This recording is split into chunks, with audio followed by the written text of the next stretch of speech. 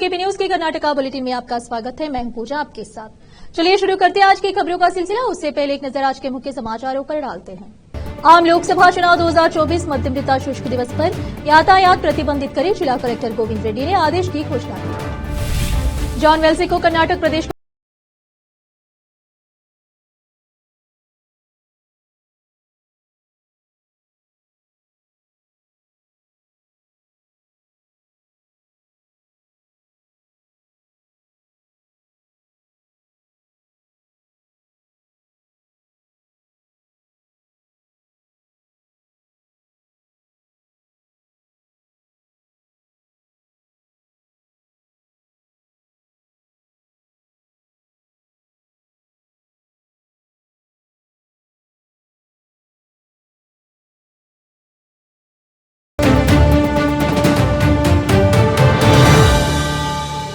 समाचारों का सिलसिला शुरू करते हुए देखते हैं समाचार विस्तार से। पहले देखेंगे स्थानीय समाचार।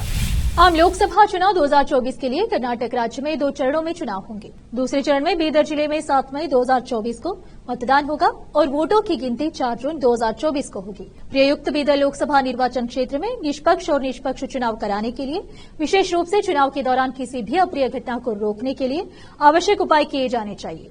लोक प्रतिनिधित्व अधिनियम 1951 की धारा 135C और नियम 10 कर्नाटक उत्पाद शुल्क चार्टर्स के सामान्य खंड नियम 1967 के बी में निहित शक्तियों का प्रयोग किया गया है।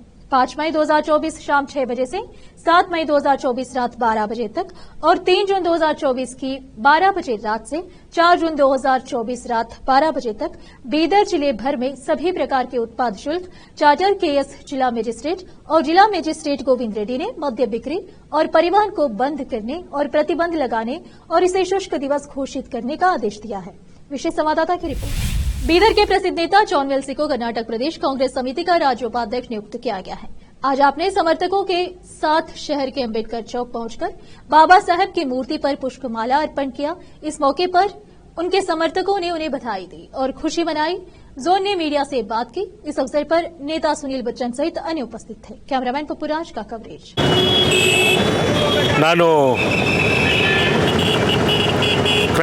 ಕ್ರೈಸ್ತ ಸಮಾಜಕ್ಕೆ ಇಂದು ನಾನು ಬಿಲಾಂಗ್ಸ್ ಮಾಡ್ತೀನಿ. ಇವತ್ತಿನ ದಿನ ನಮ್ಮ ಸಂವಿಧಾನ ಶಿಲ್ಪಿಗಳಾದ ಬಾಬಾ ಸಾಹೇಬ್ ಅಂಬೇಡ್ಕರ್ ಒಂದು ವೃತ್ತದಲ್ಲಿ ನಾವು ಈ ಒಂದು ಚಿಕ್ಕ ನಮ್ಮ ಅಭಿಮಾನಿಗಳು ನಮ್ಮ ಕಾರ್ಯಕ್ರಮ ಹಮ್ಮಿಕೊಂಡಿದ್ದಾರೆ. ನಿಜಕ್ಕೂ ಕೂಡ ಕಾಂಗ್ರೆಸ್ ಪಕ್ಷದಲ್ಲಿ ಒಂದು ಸಂವಿಧಾನ ಮತ್ತು ಒಂದು ವಿಶ್ವಾಸ ನಮ್ಮ ಪಕ್ಷದಲ್ಲಿದೆ. ನಾನು ಒಂದು ಸಾಮಾನ್ಯ ಕಾರ್ಯಕರ್ತ. ಇವತ್ತು ನನಗೆ KPCCಯ ಒಂದು ಉಪಾಧ್ಯಕ್ಷರಾಗಿ ಮಾಡಿದ್ದಾರೆ, ರಾಜ್ಯದ ಉಪಾಧ್ಯಕ್ಷರಾಗಿ ಮಾಡಿದ್ದಾರೆ. ನಿಜಕ್ಕೂ ಕೂಡ ಭಾಳ ಒಂದು ದೊಡ್ಡ ಕೊಡುಗೆ. ಇವತ್ತು ನಮ್ಮ ಕ್ರೈಸ್ತ ಸಮಾಜಕ್ಕೆ ಒಂದು ದೊಡ್ಡ ಕೊಡುಗೆ. ಇತಿಹಾಸದಲ್ಲೇ ಮೊದಲನೇ ಬಾರಿಗೆ ನಮ್ಮ ಸಮಾಜಕ್ಕೆ ಒಂದು ವೈಸ್ ಚೇರ್ಮನ್ KPCCದು ಮಾಡಿದ್ದಾರೆ ಅಂದರೆ ಇದು ಭಾಳ ಹೆಮ್ಮೆ ವಿಷಯ. ಇದು ನನಗೆ ಮಾಡಿಲ್ಲ, ನನ್ನ ಸಮಾಜಕ್ಕೆ ಮಾಡಿದ್ದಾರೆ. ನನ್ನ ಸಮಾಜಕ್ಕೆ ಗೌರವ ಕೊಟ್ಟಿದ್ದಾರೆ ಇವತ್ತಿನ ದಿವಸ. ನಾನು ವಿಶೇಷವಾಗಿ ಸನ್ಮಾನ್ಯ ಶ್ರೀ ಮಲ್ಲಿಕಾರ್ಜುನ್ ಖರ್ಗೆ ನಮ್ಮ ರಾಷ್ಟ್ರೀಯ ಅಧ್ಯಕ್ಷರಿಗೆ ನಾನು ಅಭಿನಂದನೆ ಸಲ್ಲಿಸ್ತೀನಿ ನನ್ನ ಸಮಾಜ ಪರವಾಗಿ. ಮತ್ತು ಅದೇ ರೀತಿಯಾಗಿ ನಾನು ಈ ದೇಶದ ಈ ರಾಜ್ಯದ ನಮ್ಮ ರಾಹುಲ್ ಗಾಂಧೀಜಿಯವರು ಬಹಳಷ್ಟು ಅವರು ಕಷ್ಟಪಡ್ತಲಿದ್ದಾರೆ. ಪಕ್ಷಕ್ಕೋಸ್ಕರ, ಜನರಿಗೋಸ್ಕರ ಅವ್ರಿಗೆ ಕೂಡ ನಾನು ಅಭಿನಂದನೆ ಸಲ್ಲಿಸ್ತೀನಿ. ಅದೇ ರೀತಿಯಾಗಿ ಸೋನಿಯಾ ಅಮ್ಮನವ್ರಿಗೆ, ಗಾಂಧಿ ಅಮ್ಮನವ್ರಿಗೆ ಕೂಡ ನಾನು ಅಭಿನಂದನೆ ಸಲ್ಲಿಸ್ತೇನೆ. ಪ್ರಿಯಾಂಕಾ ಗಾಂಧಿ ಈ ಸಮಯದಲ್ಲಿ ಭಾಳ ಅಧೂರ್ಯದಿಂದ ಮಾಡಬೇಕಾಗಿತ್ತು, ಮಾಡೋಕ್ಕಾಗೋದಿಲ್ಲ. ಯಾಕಂದರೆ ಎಲೆಕ್ಷನ್ ಕೋರ್ಟ್ ಇದಿದೆ, ಅದಕ್ಕೆ ಮಾಡೋಕ್ಕಾಗಿಲ್ಲ. ವಿಶೇಷ ಇವತ್ತು ತಿಳಿಸುವನಾಗಿರ್ತೇನೆ. ಜಾನ್ ವೆಸ್ಲಿ ಬಳಗದಿಂದ ಈ ಕಾರ್ಯಕ್ರಮವನ್ನು ಹಮ್ಮಿಕೊಳ್ಳಲಾಗಿದೆ. ಅಭಿಮಾನಿ ಬಳಗದಿಂದ ಅವರು ಸುಮಾರು ವರ್ಷದಿಂದ ಕಾಂಗ್ರೆಸ್ ಪಕ್ಷದಲ್ಲಿ ಕೆಲಸ ಮಾಡ್ತಾ ಬಂದಿದ್ದಾರೆ.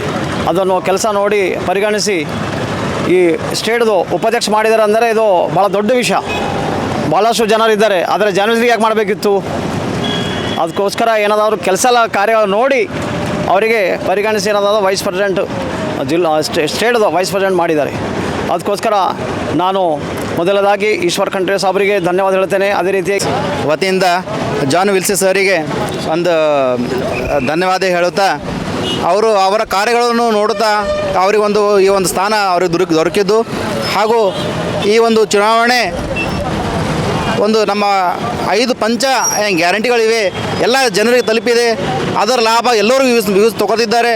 ಹಾಗೂ ಇದೇ ರೀತಿಯಾಗಿ ನಮ್ಮ ಸಿದ್ದರಾಮಯ್ಯನವರು, ಡಿ ಕೆ ಶಿವಕುಮಾರಣ್ಣವರು, ಹಾಗೂ ನಮ್ಮ ಖಂಡ್ರೆ ಸಾಹೇಬರು, ಹಾಗೂ ನಮ್ಮ ರಹೀಮ್ಖಾನ್ಜಿಯವರು ಇನ್ನೂ ಹೆಚ್ಚಿನ ಕಾರ್ಯಗಳು ಮತ್ತು ನಮ್ಮ ಕರ್ನಾಟಕ ರಾಜ್ಯದಲ್ಲಿ ಎಲ್ಲರಿಗೆ ಹೆಲ್ಪ್ ಆಗಬೇಕು, ಮತ್ತು ಎಲ್ಲರಿಗೆ ಕಡು ಬಡವರಿಗೆ ಮತ್ತು ಎಲ್ಲ ದೀನ ದಲಿತರಿಗೆ, ಯುವಕರಿಗೆ ಮತ್ತು ಹೆಣ್ಣುಮಕ್ಕಳಿಗೆ ಅವರು ಬಲಿಷ್ಠ ಆಗಬೇಕಂದ್ರೆ ನಮ್ಮ ಕಾಂಗ್ರೆಸ್ ಸರ್ಕಾರಕ್ಕೆ ಏನಂದ್ರೆ ಹೆಚ್ಚಿನ ಒಂದು ಒಲವು ಕೊಡಬೇಕು ಮತ್ತು ಮತ ಕೊಡಬೇಕು.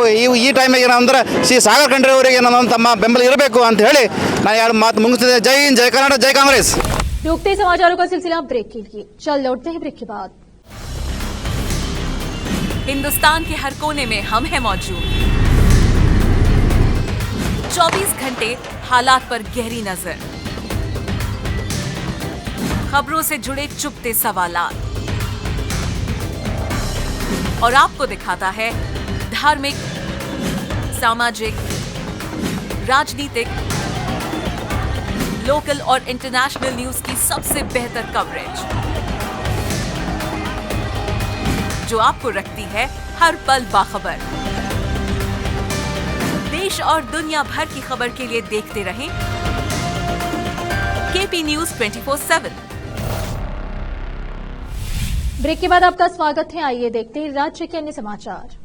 कर्नाटक के मुख्यमंत्री सिद्धरामैया ने मंगलवार को दावा किया कि केंद्रीय गृह मंत्री अमित शाह को मतदाताओं से वोट मांगने का कोई नैतिक अधिकार नहीं है, क्योंकि उन्होंने केंद्र में भाजपा के नेतृत्व वाली सरकार पर इस मुद्दे पर राज्य के लोगों को धोखा देने और न्याय करने का आरोप लगाया, विशेषकर सूखा राहत राशि जारी करने में देरी। उन्होंने कहा कि भाजपा के गठबंधन सहयोगी और जेडीएस नेता एचडी कुमारस्वामी को लोकसभा चुनाव प्रचार के लिए राज्य के दौरे पर आए शाह से राज्य को सूखा राहत सहायता देने के लिए कहना चाहिए था। अमित शाह आए या नरेंद्र मोदी, पीएम आए या जेपी नड्डा, बीजेपी अध्यक्ष आए, किसी को भी आने दे। Amit Shah high power committee के प्रमुख हैं, क्या उन्होंने सूखा राहत दी है? उन्हें क्या नैतिक अधिकार है? कर्नाटक की जनता से वोट मांगो, सिद्धरामैया ने यहां पत्रकारों से बात करते हुए पूछा। भाजपा नेता और पूर्व मुख्यमंत्री के.एस. ईश्वरप्पा ने कहा कि वह आगामी चुनावों के लिए अपनी उम्मीदवारी पर चर्चा करने के लिए केंद्रीय गृह मंत्री अमित शाह के निर्देश पर आज शाम दिल्ली के लिए रवाना होंगे। ईश्वरप्पा ने मंगलवार को यहां मीडिया कर्मियों को इसका खुलासा करते हुए कहा, मुझे आज सुबह केंद्रीय गृह मंत्री अमित शाह का फोन आया। उन्होंने मुझसे एक वरिष्ठ नेता होने के नाते पूछा कि मैं चुनाव क्यों लड़ रहा हूं। ईश्वरप्पा ने आगे कहा कि उन्होंने अमित शाह से कहा कि उनके चुनाव लड़ने के पीछे का इरादा बीजेपी को बीएसवाई परिवार की मुट्ठी से आजाद करना है। उन्होंने कहा यह सुनिश्चित करना भी है कि वंशवाद की राजनीति का विरोध करने के पीएम मोदी के दृष्टिकोण के अनुसार पार्टी सही रास्ते पर चले। ईश्वरप्पा ने करीबी 3 महीने पहले उठाई गई इन मुद्दों से संबंधित चिंताओं पर पार्टी आलाकमान द्वारा प्रतिक्रिया नहीं दिए जाने पर निराशा व्यक्त की। उन्होंने आगे कहा कि उन्होंने गृह मंत्री से कहा है कि वे उन पर चुनाव लड़ने से हटने के लिए दबाव न डालें।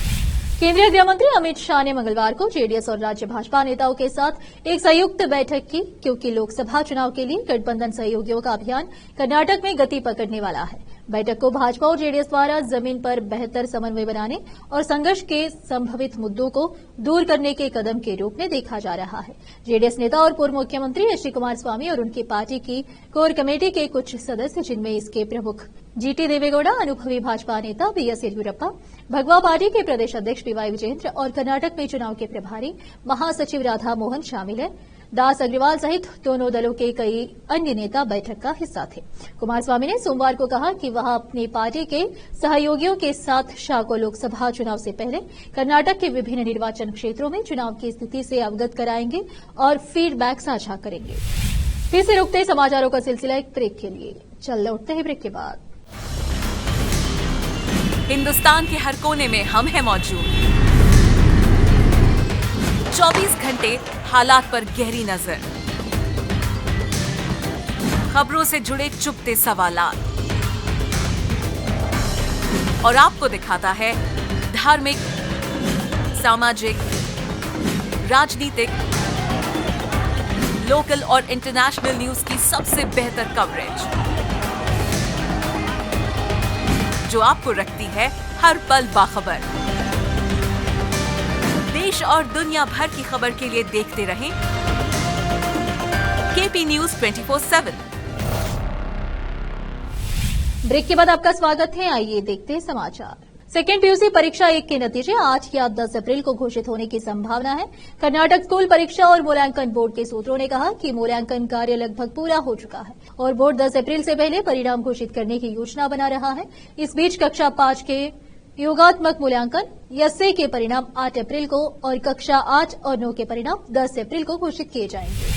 चुनाव ड्यूटी पर तैनात एक कर्मचारी ने मंगलवार को मंगलुरु में डीसी कार्यालय परिसर में व्यक्तिगत कारणों से आत्महत्या करके अपनी जीवन लीला समाप्त करने का प्रयास किया। श्रीधर हेगड़े ने अपनी जान देने की कोशिश की थी। उन्हें तुरंत वेनलॉक अस्पताल ले जाया गया और उनकी हालत स्थिर बताई जा रही है। वह उस सिंगल विंडो सिस्टम का हिस्सा थे जो चुनाव के उद्देश्य से डीसी कार्यालय में काम कर रहा है। हेगड़े 2019 से कदीरू उदयवारा पंचायत पीडीओ के रूप में कार्यरत है। हालांकि वह फरवरी से पोस्टिंग की प्रतीक्षा कर रहे थे क्योंकि उनके स्थान पर पीडीओ नियुक्त किया गया है। सूत्रों ने बताया कि उन्होंने निजी कारणों से अपनी जान देने की कोशिश की। इलाज करने वाले डॉक्टरों ने कहा कि उनकी हालत स्थिर है और वह आईसीयू में निगरानी में है। उनकी पत्नी जयंती बेलतंगड़ी में स्टाफ नर्स के रूप में कार्यरत है। जिला पंचायत के सीईओ डॉक्टर आनंद के अतिरिक्त DC doctor Santosh Kumar, टीएचओ doctor तिमैया और अन्य ने अस्पताल का दौरा किया। नेतृत्व परिवर्तन के अटकलों के बीच कर्नाटक के मुख्यमंत्री सिद्धरामैया ने सोमवार को अपने वरुण विधानसभा क्षेत्र के लोगों से आगामी लोकसभा चुनाव में कांग्रेस उम्मीदवार को कम से कम 60,000 वोटों की बढ़त देने के लिए कहा ताकि यह सुनिश्चित हो सके कि वह पद पर बने रहे। मंड्या में उप मुख्यमंत्री और राज्य कांग्रेस अध्यक्ष डीके शिवकुमार, जिन्होंने अपने मुख्यमंत्री पद की महत्वाकांक्षाओं के बारे में कोई रहस्य नहीं रखा है, उन्होंने लोगों से कहा कि जिस इच्छा के साथ उन्होंने पिछले साल मई में विधानसभा चुनाव में पार्टी का समर्थन किया था उसे ध्यान में रखते हुए झूठा नहीं निकलेगा। लोकसभा चुनाव के बाद या मौजूदा विधानसभा के कार्यकाल के मध्य में राज्य में सत्तारूढ़ कांग्रेस में नेतृत्व परिवर्तन की लगातार अफवाहों के बीच ये बयान महत्वपूर्ण हो गए हैं। 2019 लोकसभा चुनाव में ध्रुव नारायण कांग्रेस उम्मीदवार केवल 1,817 वोटों के अंतर से हार गए। इस बार विधानसभा में आपने मुझे वरुणा में 48,000 वोटों की बढ़त देकर जिताया, क्या आप देंगे? सिद्धरामैया ने कहा, अब वही बढ़त या उससे अधिक हमारे उम्मीदवार को कम से कम 60,000 वोटों की बढ़त के साथ जिताना चाहिए। 26 अप्रैल को होने वाले लोकसभा चुनाव के लिए प्रचार अभियान तेज होने के साथ ही मंड्या निर्वाचन क्षेत्र में एक दिलचस्प राजनीतिक घटनाक्रम चल रहा है जिसमें सभी पार्टियां दिवंगत अभिनेता अम्बरीश का नाम घसीट रही है। उनकी पत्नी और मौजूदा सांसद सुमलता अम्बरीश ने रविवार को डीसीएम और केपीसीसी अध्यक्ष डीके शिवकुमार पर हमला किया, जिन्होंने भाजपा जेडीएस उम्मीदवार एचडी कुमारस्वामी की उनसे समर्थन मांगने के लिए मुलाकात की आलोचना की थी। शिवकुमार ने कहा कि उन्हें मंड्या की राजनीति में हुए घटनाक्रम से ईर्ष्या हो रही है क्योंकि कुमारस्वामी ने अपनी दुश्मन सुमलता से मुलाकात की, जिन्होंने 2019 के चुनाव में कांग्रेस जेडीएस गठबंधन के उम्मीदवार निखिल कुमारस्वामी को हराया था। सुमलता ने कहा, अगर कुमारस्वामी मुझसे मिलने आते हैं तो शिवकुमार को क्या दिक्कत है? क्या मेरे पति अम्बरीश ने उस पार्टी को धोखा दिया जिसकी उन्होंने 2 दशकों से अधिक समय तक सेवा की? यह महसूस करते हुए कि मामला भावनात्मक मोड़ ले सकता है, शिवकुमार ने सोमवार को स्पष्ट किया कि वह सुमलता की राजनीति में कभी हस्तक्षेप नहीं करेंगे। उन्होंने कहा, पूरा देश जानता है कि कांग्रेस ने अम्बरीश को क्या दिया। फिर से एक नजर मुख्य समाचारों पर। आम लोकसभा चुनाव 2024 मध्यमता शुष्क दिवस पर यातायात प्रतिबंधित करे जिला कलेक्टर गोविंद रेड्डी ने आदेश की घोषणा की। जॉन वेल्सी को कर्नाटक प्रदेश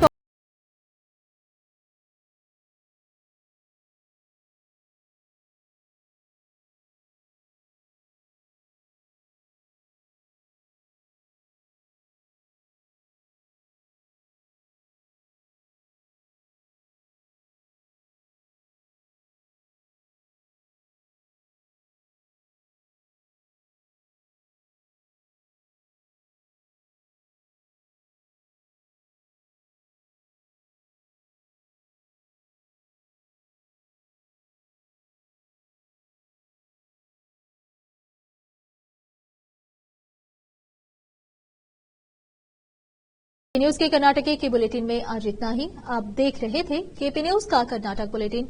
अन्य समाचारों के लिए जुड़े रहे हमारे चैनल से। केपी न्यूज 24/7 से धन्यवाद।